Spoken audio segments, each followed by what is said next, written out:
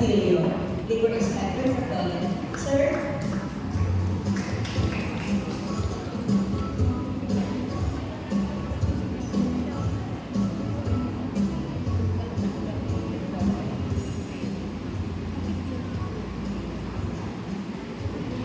Alright, good morning! Kapamahan natin. Bye pa, pariyo kita. So anyway, kaya naman ka na, ngayon po kayo magkaroon na snacks.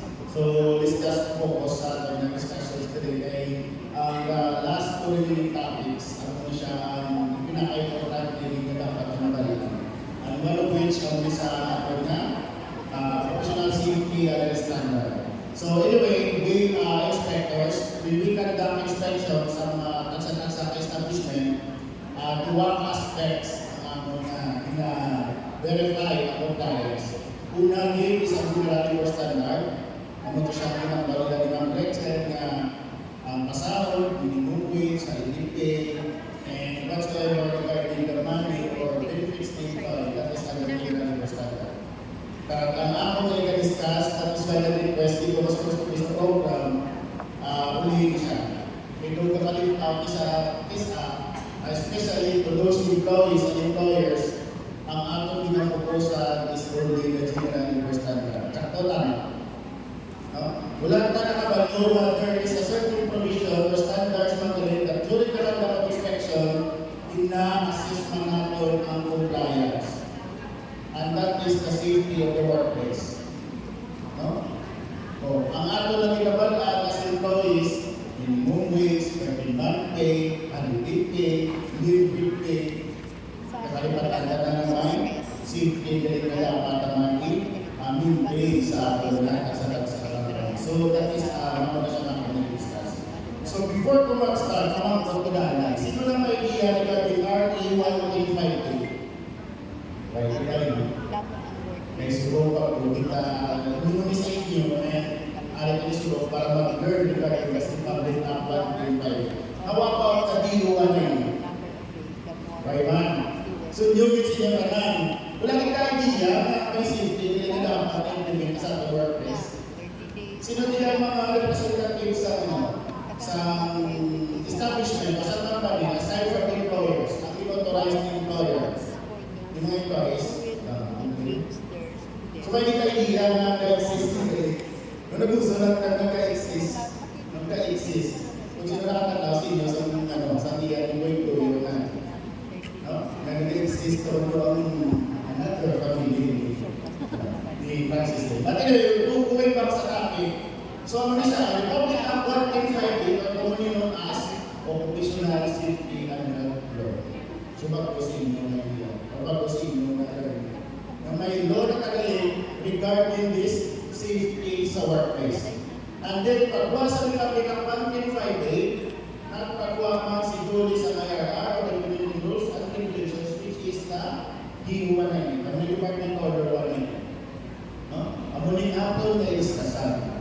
Batasig pa lang siya. Ang nataan ng mga knowledge regarding sa mga basic requirements na when it comes to OSH or Occupational Safety and Health.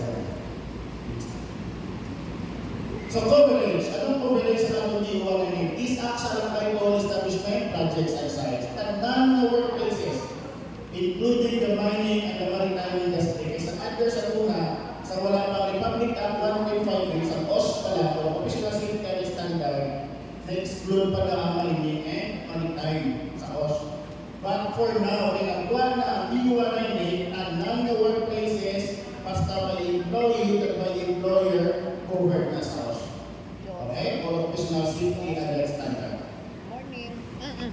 But this rule do not apply to public sector.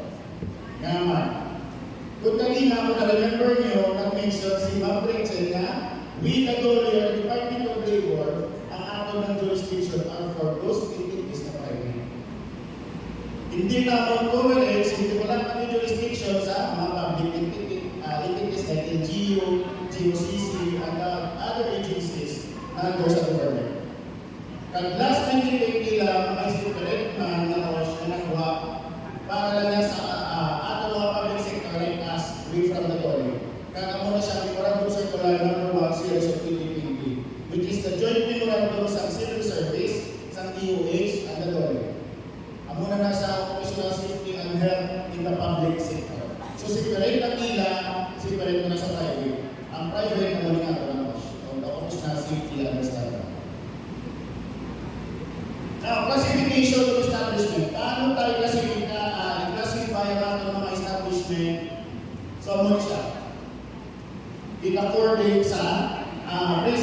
risk sa ating mga establishment. Kaya naman po, sino ang ma-determine sa presence of risk in our establishment or company? Kung nakita ninyo, naka-highlight, that is the safety officer. May nakita ko nila, nakabawal sa safety officer, hindi nagsasabi. Sino? No? So, pag wala naman nila kanunong kaya sa ato na every establishment kaya including the micro-establishment, ina-require na dapat may safety officer. Pagkaroon ka tuwan ko na siya, kung ano ang safety officer na ina-require sa ato. Kaya no, paano nyo mag-determine ang inyong establishment in accordance with the presence of risk kung wala na sa safety officer? Kaya ang safety officer, kaya muna sa training, training na sa regarding the HIRAC or hazard identification, risk assessment at control. Para ma-determine niya ang presence sa risk or hazard sa atong establishment. Siya ang ma-determine. And that is why classify ang atong establishment into low, moderate, or high-risk establishment. At so far, sa mga micro-establishment, nabilong na sila sa risk. Ang ato sa moderate or medium risk, usually, involved sa kitchen, yung mga kitchen, may mga kalantan, may mga restaurant. So, mabilong sa medium risk because we are dealing with mga gastronomia at mga kalantan. Okay? So, mostly, ang mga micro-establishment is low-risk establishment. Next. So, workers' right to know. Sa section 567, sa ato DOE na rikawan na it speaks about ano ang mga rights to workers. Or ano ang basic rights to workers when it comes to occupational safety and standard. Number 1 din, workers' right to know. Karapatan ni worker na mabalaan if there is a presence of hazard or risk in the establishment. Ang pamangkot ng galing, paano nila mahatag na right kung wala pagkakasay o designated na safety officer? Kaya siya malitarito. Number 1, under sa optional safety and standard, dapat may safety officer. Sino mga establishment na mayroon sa safety officer? Ikaw, hindi mo. So, ang iba na wala pa safety officer, i-comply mo na sa salary. Kailangan ang paligid na limang principle, we are given after masulatan na karoon as one of the compliance staff, nag-aanap na ng days to comply na kasulatan. Okay? Next. Workers' right to refuse work. Karapatan yung worker na mag-hindi sa obra kung sila niya ako worker, obrahon ko lang sa may delikado, ulit mo obra. Like for example, kapatid na habaw sa kitchen, ikaw, kung ang obra mo, obrahon ka lang daw, walang agad i-provide sa basic na PPE, personal protective equipment. Or may presence of hazard na, obrahon ka pala sa manager o sa supervisor o sa employer. Ibo gina-arrive mag-refuse sa obra sa worker. Kaya mga kagani, it was mentioned in the labor code that every worker has the right to a safe workplace. Karapatan mo din yan as worker, di ba? Pag hindi mo isa na ikaw sa peligro, wag ikaw mo ba? So ano mo bravo ng employer? Ano mo naman ako? May presence of hazard, may presence of imminent sa workplace, ako yun ang worker. Huli ka to, pwede ka mahubra. Hindi. Ako brahon ka na, o brahon ka siya para mag-supervise ka, naaral na siya, may siya sa kanong nakatid, ipunta na siya sa lugar na wala sa presence of risk or eliminating the hazard. Kaya isikan ba pulitan ng pag-asahin ng worker, ang reason niya wala sa nakubra is because of the presence of hazard, consider na siya sa failure na ano. Failure na siya na so, i-utilize na, i-assign na siya sa other workplace na wala sa hazard, failure, or failure. Okay? Next. Workers' right to report accident. Amo na niyang facts sa ato ng mga establishment. Kaya kung may natapos ng aksidente, si employee, hindi lang si employee, but also the employer have no mag-report sa doon. Ang pamangkot nga. Kataway din. Kung may aksidente naman natapos, at si employee, at no si employer mag-report sa doon. Kamay din. Kaya ano ang accident pagkapos na wala na cobra. Si employer man, pag nag-report na sa dole, mag-adto si dole, ma-inspection si dole, mangita, penalty si dole. Tama hindi? Ang mga ginamay-set ay, as employer.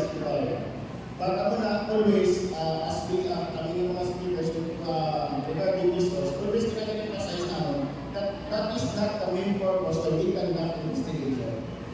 Yes, kung may report sa ako sa office, makagdapit kami na yung accident investigation, basta may mga report ng accident. But the main purpose kasi na conduct sa accident investigation is not pangayipinitaan, kung saan lang, ako na mga employer. But today, mag-impact ako sa accident, mag-intervene ako ng mga doctors para ma-avoid ka lang matawag ng precedents ng accident. Magkapag ang precedents ng accident, ang same accident na matatuwa. Pero at nag-impact during sa conduct sa accident investigation, ang cause sa accident na natawag. Hindi ka mag-impact kami para makita kung sinong sala at siya mag-ilang. So, ina-avoid ang same accident na matauliwa. That is why ako na ang pag-intervene sa purpose. So, i-iwan na o i-change na mindset na maganda sa investigation. So, pinaliti na. Pinaliti naman sa investigation. And sad to say that during the conduct of investigation, ako daw, wala mag-conduct ng accident investigation, usually the root cause is not also for the management or the employer when it comes to operational safety and standard. Kulang ang implementation, kung may implementation man, kahatan man, kulang ang PPE, kulang ang info sa mga workers. Kabalik niya po sa support ng responsibility ng employer when it comes to operational safety and standard. Okay? Next one. So, ika-apat na right ni employee when it comes to us, ang workers' right. Next one. So, ang workers' right to be kanina na-mention ako na isa sa mga right to worker is to reduce work. Mas makadugang na naghatag rason sa employee kung hindi mo siya pagkakaan PPE na manghihigit sa oras.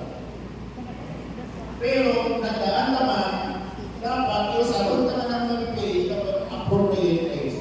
Hindi man pwede na nagkakalagubra, nagkaligdarin kayo lang yung establishment, tapos pasok sa bawang pasok sa bawang establishment. Use appropriate sa ating mga personal protective equipment. Tandaan na rin, anong nakakailan? Para sa information sa tanan, free of charge ang PPE na ginaprovide sa worker. Dapat free siya.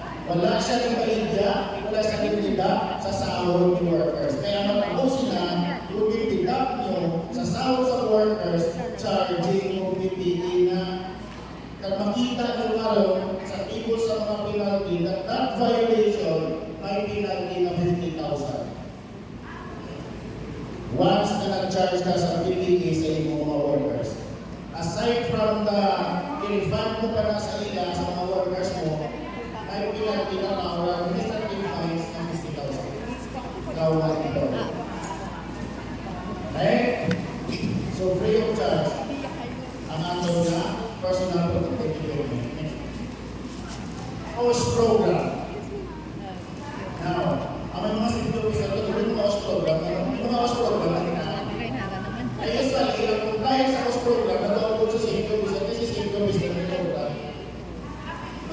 But, like sa pinapala ko kanina, we are here to help you mag-apply regarding sa professional safety and standard at general labor standard. Every establishment under this D1IN, ina-require even micro-establishment na pala to have sa aton na professional safety and program. So for those na wala pa sa safety and program, tulungan na naman kung paano mag-hipok sa safety and program. Ang next to may lawak na website, note nyo na, for those establishment na wala pa sa professional safety and program.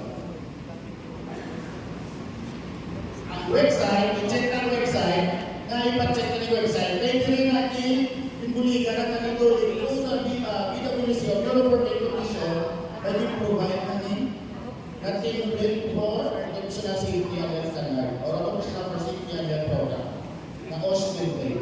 Ang ubrahon na lang, itaulog yung template, pinapan, submit sa duli, wala yan, ay na. Sa ulatot na pa, na mag-compliance ka, kaninitis, wala pa na-comply, nag-inspection si duli, and then after the remediation period, wala man niya ako na-comply, that is 40,000 per day. Ang violation or ang fines. Pag wala ka sa occupational safety and program. So ang website niya nga, please take note, hindi ka ano mga ano, na wala sa sulat, take note. Website. Ang website na is www.pwc.gov.ph.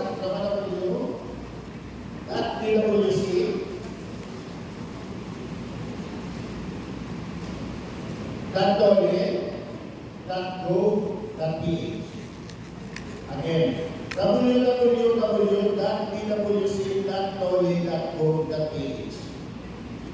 O copy na website. Wait ako. Tatlo W, PWC or short for Bureau of Working Condition, PWC. .gov.ph. Hindi nyo naka-check kung mga internet kita. Kahit kailangan posting ang ginahapang ko na occupational safety and template. So ako na siya, naka-work na siya, download ka, pinapan, based on the information sa mga establishment, submit sa dole. Okay na. Comply na ta. Patatapan na receive sa dole. Okay? Okay. Sana takan na comply. For those na wala pa sa post program. Ikalawa. Post committee. Nag-aupo din ako yung sa post program, post committee. So ang post committee na ito, usually, the chairman is the owner or the manager or the head of the establishment. And you are the leader. And ang atong secretary, ang mga atong side na secretary. Okay. Kung sino may kaya, sila nakita ko. Effective, ano na? November 1. Okay. Okay, wala na. Ganun. Classic, no? Pending. Ang secretary officer will act as Oh, at least one. So again, the chairman, usually is the owner and the manager of the establishment. So kung mga kota na Weeks turnover nila eh. sino ba wala sa hotel? Wala na siya yun sa... Diba ba naging mga cards? May 20 na kasi. Para mahulog ka. May Sino ba wala sa safety and health committee? Ano ba yun? Alright, tama pa. Sino ba iba ka? So, ginagawa ng compliance, no? Diapers na siya. Dito magapon sa website natin, i-download ang Report of Safety and Health Organization. Report of Safety and Health Organization. Now, naka-form na siya, naka-word na siya, pinapan, based on the information sa inyong establishment sa its office, comply na. Kasi, kung hindi ka na mag-comply with the given remediation period, if na-noted ka sa violation during the month of inspection, 14,000 per day. Safety and health committee. Okay? Next one. Now, we proceed sa requirements sa safety officer. Sa safety officer naman, nakategorize ang ating mga safety officers into 4. Safety officer 1, safety officer 2, safety officer 3, safety officer 4. Apat na siya. No? And these safety officers, may mga corresponding trainings or prescribed trainings under the DOLE para maging certify sila na safety officer level 1, 2, 3, or 4. But these requirements sa safety officer naka-base dito sa risk na mag-determine ng safety officer either low risk na, medium risk, or moderate risk. And also sa according sa number of workers na mayroon sa establishment. Now let's check kung titignan na below. Next one. So, picturing na o sa titignan na below. Sigurado, since we are micro-establishment employee 1 to 9 employees, direct na. 1 to 9 employees. Tama? No? Low risk, medium risk, hindi ko yung isuwan na requires nito, but ito. Pero yung mamambot, ano yung mga high-risk? Kawan ko na employees na in-employ. O lapit na December, yung mga pilot techniques na pinala nila employees, kaya nila magpulo, but they are required to have safety officer to because considered a pilot technique as one of the high-risk establishment. Okay? Kabay pa, after 2 to 3 years or 5 years na magbalik kami ni Saslay, ang i-require naman sa inyo is uto na. Hindi nyo na type, hindi na gusto, is uto na i-require naman sa inyo. Kung gusto nyo nila ito mag-stay, so wala nila gusto ko sa. Gusto naman nyo sa mga lang yung employees. Why na kambal ko, na-expect kami, after 5 years, is uto na i-require naman sa inyo because kung sa inyo, nagkakong employees nyo, ng branch out na ako, nagdako na inyo ang gusto. No? So, basta yung kaligin tayo sa employer, kinasayin ka na lang. Ang branch out guys, wala lang yan. Wala sa uwan ko ng employees. No? Again, kay Subuka, rin ko lang kita sa 109 employees, ang nang gina-require sa ato is Subuka.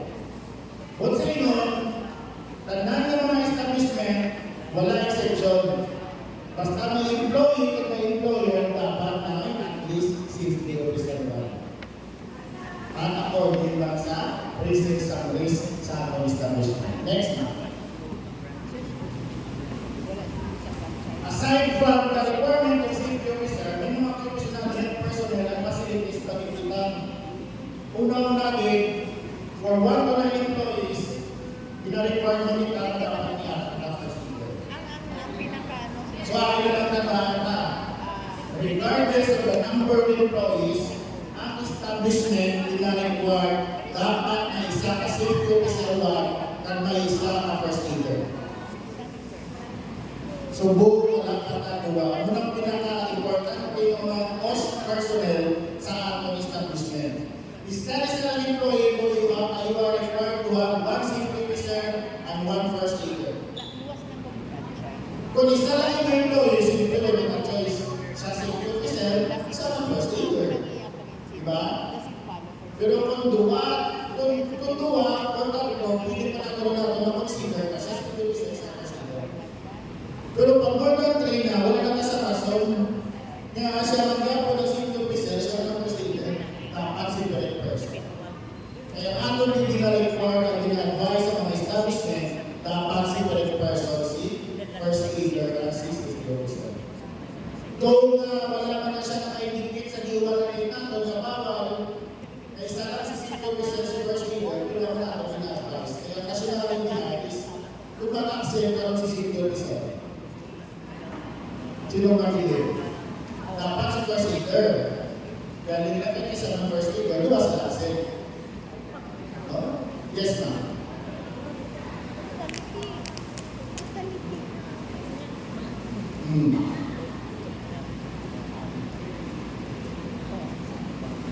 May establishment na. Kapag next station yung mga ibang branch. Per establishment na requirement, 1 safety officer, 1 first aider. 1 is 1. Kung hindi mo lang 4 to 5 employees, is 1 ka. Pero pwede man na, nag-continue pa rin ang establishment mo, may mga branches within the city, ginalaw na nato na isang safety officer, pero hindi is 1. Pati is 2.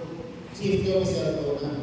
But kung para namin for the compliance, every establishment, provide that na is 1. Okay, ma'am? Provide that na is 1.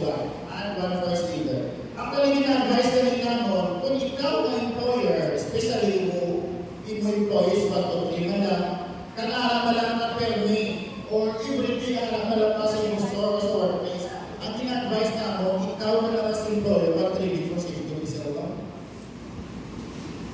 Kaya nga naman, kung si employee pag-training ka sa mga micro-establishment, we are aware na mga tao nila sa kamanggolang, what if bisa siya ipatraining ko? Pagkanaso na adlaw, nag-demand bang safety officer ako pwede ko pataas ang sweldo. Wala natin sindiyanan. Nag-resign si worker, pagkaagawin, nag-inspection si Yuri. Ano man ako? Wala, as safety officer si establishment.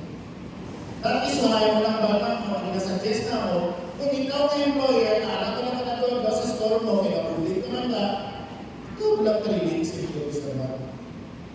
Ikaw na lang assign sa sa'yo mo sa iyo sa ba? Basta arakan ko at halos na ko at sa inyong store or sa inyong establishment. Okay? Next na. Professional health personnel and facilities, may mga facilities pag-direct. Hindi na natawag yung focus sa iba, pag ng mga tagpo ng mga facilities na ina-required sa mga tagpo ng mga number workers. Direct na mga focus. Treatment room. Wala kami na-required, kami ng mga inspectors, tuloy na tanda ko inspection, may dapat ang treatment room yung sa ikakwarto. Kulimuhan yung isa secret ka mo. Okay na lang nasama, may naintindihan ka na naman, may kago pa lang gagawin, mga may establishment pa lang kita, at least makalutang kita sa mulot-mulot nila. At kung kaso per kaso, may accident o may minor injuries, kaya kayo ang ato ng work. At na mulot-mulot lang, blinds na, o may konti na alam. Wala talaga required sa study ka room. Ang importante ay treatment area. Okay? Dala sa facilities ng mga requirement at sa mga establishment. Next time. Safety and training. Kanina, na-mention natin, na every establishment na rin na-require sa safety officer at first leader. Ang pamang ko, sir, hindi kami na matraining sa safety officer at first leader. Okay, ba't na mga safety officer? Sabihin ko yung training. Sa safety officer na ba? Sorry, gusto training. Anyway, wala na sa dapat training, safety officer na. Ang atom na ginaalaw o gina-recognize na training for safety officer, ang mga accredited ni DOLE. Ang ginatawag na sila accredited safety training organizations. And may mga intermediaries na si DOLE na accredited man to conduct training. Sa atom din sa Negros o Solo, o safety organizations o Negros Occidental. Sino may idea o nakakilala sa Solo? Most probably, kung wala kang safety officer, kasi dirang di ka makatraining. Or, may mga naman online trainings, may naman actually free online trainings na ginahatag si OSH o Office na Safety and Health Training, galing lang yung una-una talaga registered na free online training. Saan ba kung ikaw makaparegister ka? Patay tayo, nila ang Facebook page, OSH or Office na Safety and Health Center, Region 6. OSH Region 6 ang ilang Facebook page. Tulugan tayo nila ang free online training nila sa safety officer 1. Now, regarding the standard first aid training, alay tandaan natin. For the compliance, some requirement, some first leaders si DOLE, ang minarecognize lang ni DOLE, tandaan ng lima ang entities.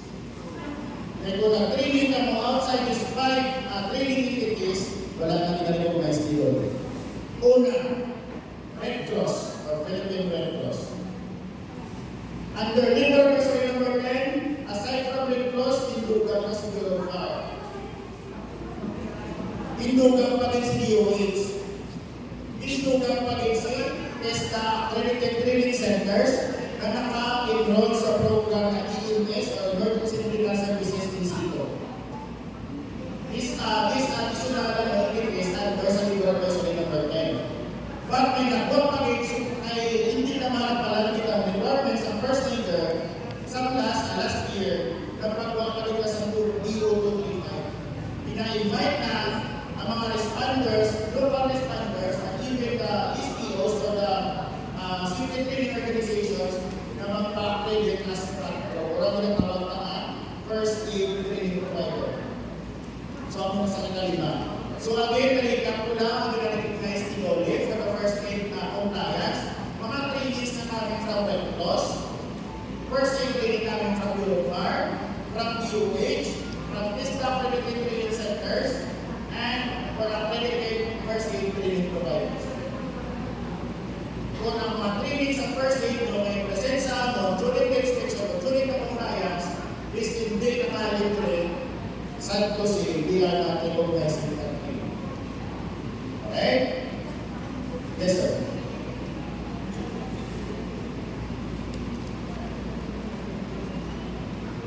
Yes. For the information mo sa kanan, ang atong first aid training, ang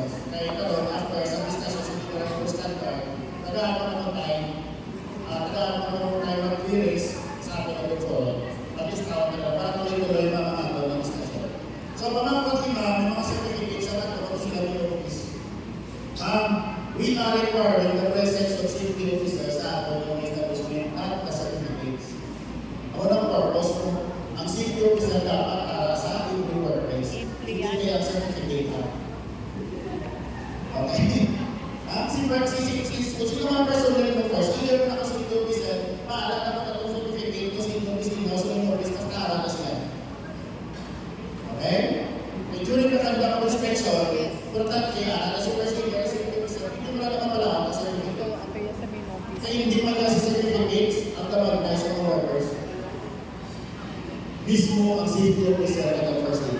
Okay? Okay na? Next. Safety and health training. So kanina, na-mention ko that the safety officer must undergo some prescribed training which is 8 hours hospitalization to workers. And aside from that, hindi ko na nasa 10 hours, kaya 2 hours na additional na trainers training.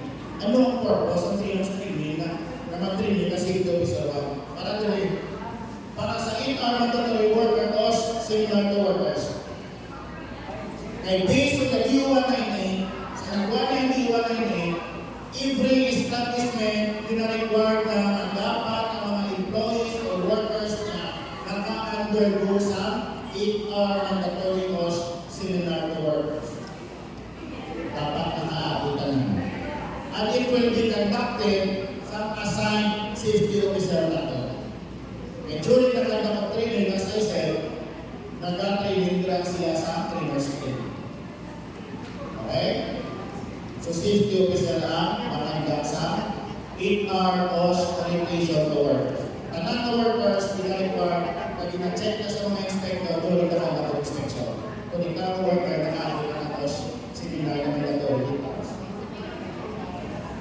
Okay? Next one. Professional safety and reports. One of the responsibilities ni assign safety officer 1 mag-submit sa report sa office ng TOLE. Ano siya ang mga report? Annual medical report. Host committee. Employer work accident injury report o WAIR. Annual accident exposure data report o EADR.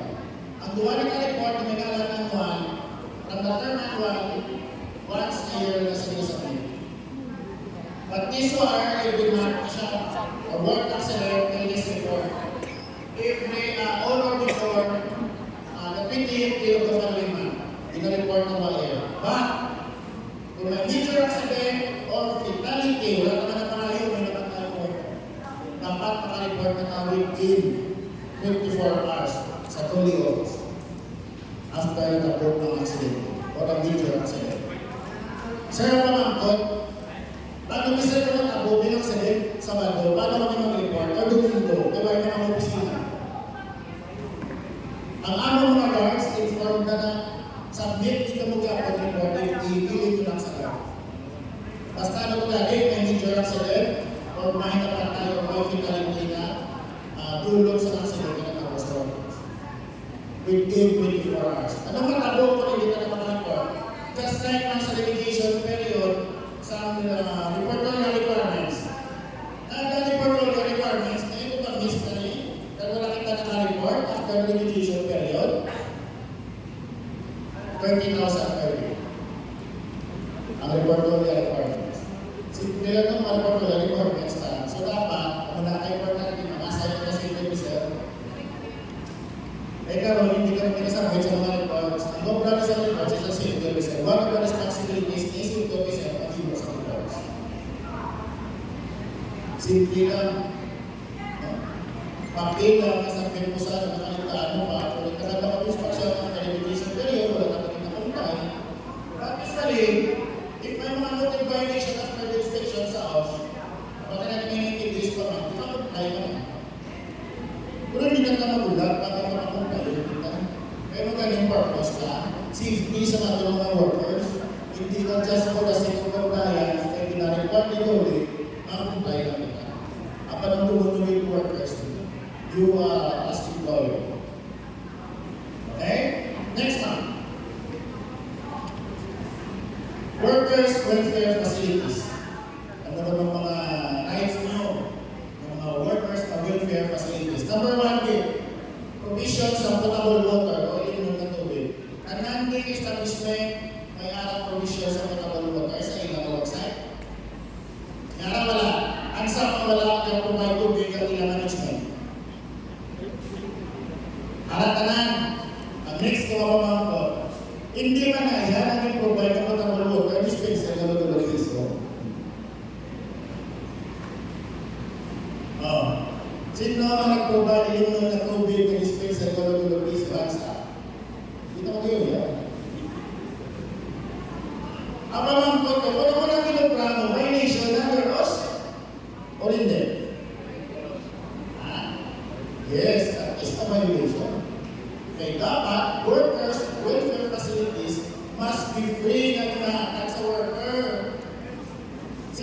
maaari ng mga employer, mga negosyante, tulungan ka mo pa, makanegosyo.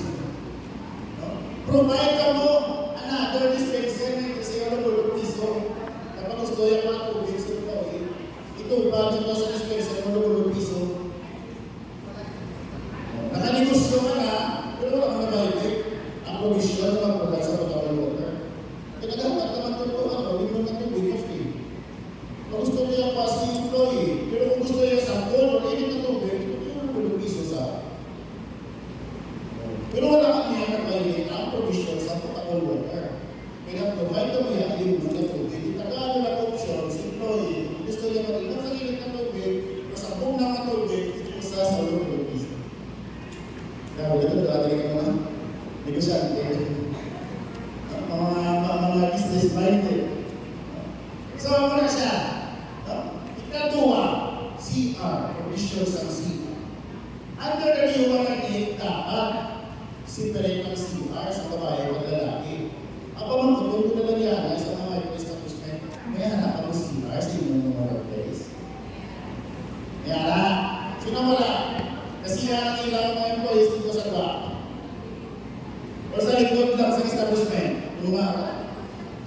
Makita mo mga under the requirement nato, natin na separate ang CR sa lalaki at babae. But we inspector, since naman nagana ang mga sa micro-establishment na pasuloy pala, italaw na nato, ina-reconsider na nato, isa nila kasi na kung siya. Ang importante, may CR sa ato ng mga micro-establishment. So wala na din. Diba? Sa sarili, kung papahiyon, sa kapagtalan, kung papahiyon, ang worker, at least may isa ka CR or tubo na. Pero under the law, dapat si Prince na hindi babae. Ang mula niya yung si Prince, kung common CR lang ang ibo na provide. Ikaw na employer or management, pantayan mo din ang CR ang ibo mga employees kaya kasi paglugan sila ang babae. Kaya tubo na. Kailangan na yung istorya para tulungan sila. Muna ako si Pensya, ako isa lang sila. So dapat, si Perek na babae, si Perek na lalaki. Kaya muna siya ang department under the new one. Okay? Next one. Employees compensation claim. Usually, magkakaroon ng among niya, wala akong idea ang mga employees. Even the employers. Sino may idea sa Employees Compensation Commission or the SEC? That agency is one of the task agencies ni Dole, ang ECC, at may separate budget na sila yan. Wala ka knowledge na if work-related accident ay nakabusak or injuries, makaklaim ka sa SSS, automatic pag may naklaim ka sa SSS na benefits, ang mga naklaim ka sa SSS. So what's going on? Pag work-related injuries or accident, duwa ang maklaim mo. Ang saan lang galing kung wala ka pa ng over sa SSS. Imo ito. Sino ba wala na over sa SSS? Nag-depend pa rin SSS. One of the requirements ng SSS mag-claim sa benefits is naka-process na or naka-claim na benefits sa SSS. Ang mugin na nag-provide nila na requirement. Ang nag-provide nila na requirement, dapat sa yung workplace ng mga alam na mga EC lang po o Employees Compensation lang po. Starting provides ka lang kung ang grupo na kayo ito lang may mga micro-jurist pinagawa. Ito lang. Walang easy lang po. Tuwa na siya ang main na require ECC if mag-claim ka sa ECC. Naka-claim ka na sa SSS at may easy lang po. At importante rin sa tanan, work-related injuries or accident. Huwag ka naman na mo nagaling na kung makaklaim ka na sa SSS, sigurado na makaklaim pa rin ka sa ECC. Separate claims. Kasi separate budget na niya ang ECC. Pag sila subong ang ECC, yung problema kung paano nila i-dispose na budget. Pero hindi sila will know sa mga employees at employers. Nag-exist sila kaya na mag-exist. Nag-exist ang ECC. Wala ka nito ang idea na during those even pa ang pandemic sa COVID-19, once na nag-suffer ka o nag-tested ka positive, either symptomatic o symptomatic, makaklip ka sa ECC, 10,000. Balik ka na nalit siya, hindi na balik. Ano ba lang si SSS, nabalik ko na ba sa ano sa financial assistance? Si Dolly na tapos si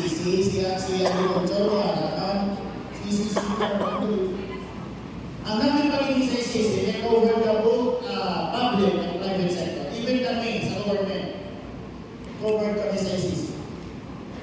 Hindi kami na-claim, pero hindi na lang. Ang nagagayang bago minister, okay lang, mas maayo, hindi na mo mag-claim. Eh, kung sinin mo, mailawas mo. Wala ka nang masakit. Wala ka nang kapusin. No? Kaya yung mga nililo, lagi yan, ni Pocomarte, pakawali na basta. Mayo kami din lang naman, may kung sino healthy, wala kita masakit. No? So muna, wala na mga idea regarding sa employees compensation commission. But if you want na maintindihan pa din ang mga yan further regarding this ICC, pwede din pa, di na naman maluwa sa LGU, request na kay Sir Stephen. Ang ato na iyo po ang discuss this employees compensation commission. Willing din na si Stephen mag-visit sa inyo ng kalugan para mag-discuss sa bisisyo o mag-orient sa bisisyo. Okay? Next. Now, kanto na din sa penalty or administrative fines if there is manutic violations under laws. Ang nakabutang din, any willful failure or refusal of one employer, contractor or subcontractor to comply with the following law standard below or with the compliance order issued by the Secretary of Labor and Employment or his or her authorized representative shall be penalized by the administrative fines. May administrative fines na. Nagtanda kaliwan, willful failure or refusal. Example, nagkanda inspection, civil inspector, may notice violations under laws. Okay, ako naman ang violation mo, pero within that period, at the verification period, na-comply mo, okay, comply, wala ka na violation for that year. Since after inspection, every year mo kinakanda. The next year, nagkanda once for the inspection, same violation na tatabo. Talong makadto na may mga additional penalty. So, ginahambat na willful, itandaan ang verification period, but then, balang kanilya ako in-comply. Kung sino hugod na gila sa bukod, na hindi ka pag-comply ang cost requirements. Willful failure of refusal.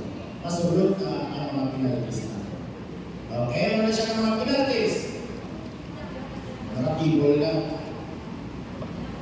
Nag-google mo.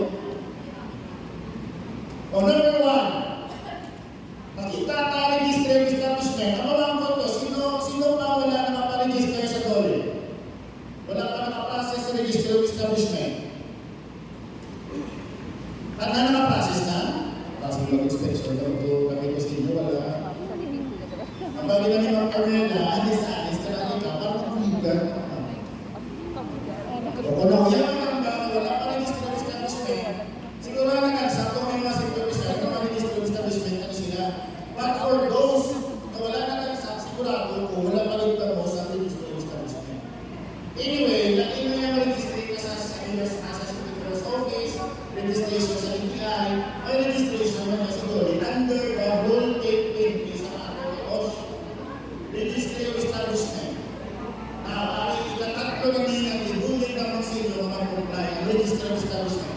Akin may araga website ay natatlo may formula. Ang ginagawa na sa Registry of Establishment.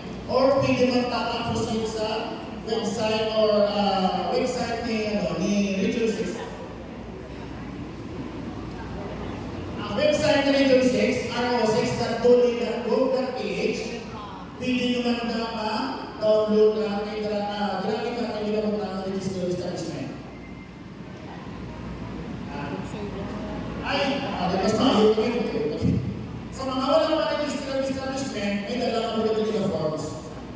Huwag ka muna karoon, fill upan, basic information for establishment, last, i-attach ka ang DTI permit, use permit, plus ang aton nga floor plan sa mga workers. So floor plan,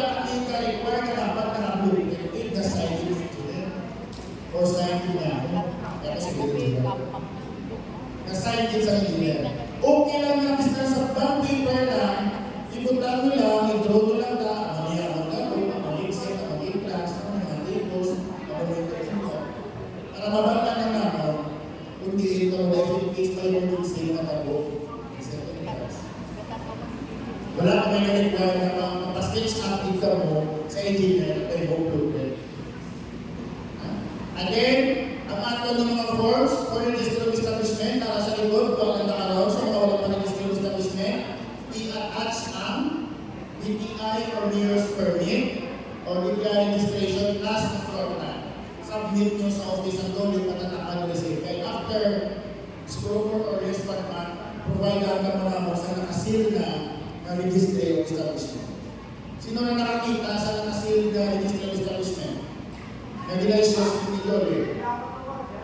For those na may mga certification doon yan, so tatlo na, ito na comply. Ito na kanina, safety program, post committee, taga-muli na tatlo. Registry of establishment. Now, registry of establishment after the inspection, ganit na registration period, yung release process mo, mag-hindi na process, kasi kahit na 20,000 per day. So hindi mo pa mag-comply, natulong para mag-inspection pa, para mag-comply. Kaya after the inspection, after the registration period, 20,000 per day na. So kung yan na, natagaan na ako pa, ito na lang sa atin sa Holy Office. Comply mo na. And even maganda pa ang inspection, hindi na siya manong as violation. Okay? O ano ba? Next na. Kanina, na-mention ko, charging of PPE, ano lang, 50,000. Aside from refund mo pa nga siya, ang ibayad sa workers na nagtagpo sa PPE. So, never na kita mag-attempt na magpaligya o magpapayag sa personal protective equipment. Or kung may anak sa inyo na nag-anuman, nakahimok na o nakakubit na, nag-charge sa PPE, mawala na lang ako, pero i-refine this ng mga workers. May base ng inspection para masunod na nag-charge sa PPE. I-refine mo na lang sa inyo mga workers ang ipangbuhin ng sarili at mga sahod na nagtagto sa PPE. Including the uniform. Kaya under sa Lipunan President number 14, sila sa Lipunan President number 11, sila sa 2014, upuro sila. Uniform na dapat hindi na naman sa iba. Upuro sa PPE. Okay? Next one. Aside from this table, may mga other makikita ng provisions regarding the penalty. So kanina, ito kami ng bago, kaya kinag-inspection sa ito, ang denoted violations pero na-comply. But on another year, nag-inspection diba, same ang violation. Ang tawag na repeated violation. Nag-additional 50% ng ibata sa iyo. Sa mga penalty dito. Repeated violation. Next one. Muna yan sa akin. Why na remediation period? Automatic, wala ka man na pangayo, may napatay na worker sa ating worksite, work-related accident or fatality, automatic kayo po sa penalty will be 100,000. 100,000. Pag may napatay sa ating workplace o work-related. Okay? Next one. Pero alam naman ka pala ka, gusto ko pagka mo ang violation mo, hindi man mag-support si Dolly sa more than 100,000 per day. Pero sakit ka po. So kung brown ka, dapat i-comply ka na ginagawa para hindi ka mag-violation. So hindi sa mga nakapos 100,000. Ang last na, kung hindi na ba kanina na tandaan ito kanina na ang makita nyo sa table per day basis to sa application until nakasubmit mo ang compliance, ang full compliance. Samtang hindi mo pa masabit after the registration period, ang mutuo ang i-compute si Mother daw. Ng mga penalties. Okay? So, wala ka talaga marker, sir, yung mga penalties, hindi ka sakto mga penalties. Kasal ko pala sa mga employees or napiktado during the accident or sa tuli lang dito. Actually, these penalties, actually, were cut to employees or or kung sino man ito, napatay ng employees during the work-related accident, sad po siya, wala pa siya nakakto sa employee ang hindi ng mga penalty. And sad to say, wala pa siya nakakto sa dole. Kag-direct natin sa BBM. Kag makuha lang isang dole, if may propose sila ng projects or mga orientations regarding cost, magamit ang hindi na fund o ang hindi na penalty. Kag-direct natin sa acto sa BBM. Ang buwan ng visa lang si dole. Sa dole, tas ng dole. Nagukano, ang mula na sa atin, regarding is diwa na yun eh, walang din na nakaproceed sa ang penalty sa lawyer. Sino na ito sa mga sarili? Dahil kaya mo nang nakita, at yun na para lumakatapo ka sa previous sa pinipili ng hindi na law, so ako na siya. Wala ka direkta sa lawyer ang penalty at penalty. Okay? Now, that is representation. So, kung may mga questions na mga na mga katina, just take down mo, kaya i-raise ka lang during the open forum. Okay? So again, thank you again sa